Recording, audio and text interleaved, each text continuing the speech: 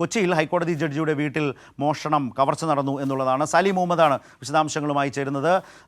സലീം, ഇതിന്റെ വിശദാംശങ്ങൾ എന്താണ്? പോലീസ് നൽകുന്ന വിശദീകരണം എന്താണ് ഇതേക്കുറിച്ച്, ഈ കവർച്ചയെക്കുറിച്ച്?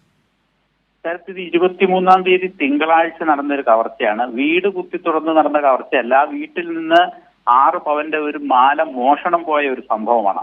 അപ്പോൾ എന്നതിനപ്പുറം മോഷണം എന്നതാണ് ഇതിന്റെ ഒരു വ്യാപ്തി. പക്ഷേ അന്ന് തന്നെ പോലീസിൽ വിവരം നൽകിയിരുന്നു. പോലീസ് രഹസ്യമായി ആളുകളെയൊക്കെ ചോദ്യം ചെയ്ത് വരികയായിരുന്നു. കാരണം വീട്ടിലേതെങ്കിലും മോഷണം നടന്നതിന്റെ ബാഹ്യ ലക്ഷണങ്ങളില്ല, എന്നാൽ മാല നഷ്ടപ്പെടുകയും ചെയ്തു. അതുകൊണ്ട് തന്നെ ഒരു കവർച്ച എന്നതിനപ്പുറത്തേക്ക് ഒരു മോഷണം എന്ന തലത്തിൽ പോലീസ് കൈകാര്യം ചെയ്യുകയാണ്.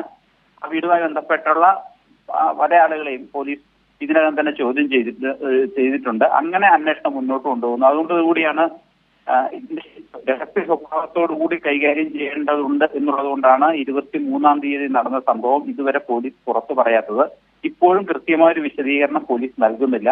പക്ഷെ ഇന്ന് ആ വാർത്ത ലീക്കായി എന്ന് മാത്രമേ ഉള്ളൂ. ഏതായാലും എങ്ങനെ മോഷണം പോയി, ആരെടുത്തു എന്നതിനെ സംബന്ധിച്ച് ഇപ്പോഴും അവ്യക്തതയുണ്ട്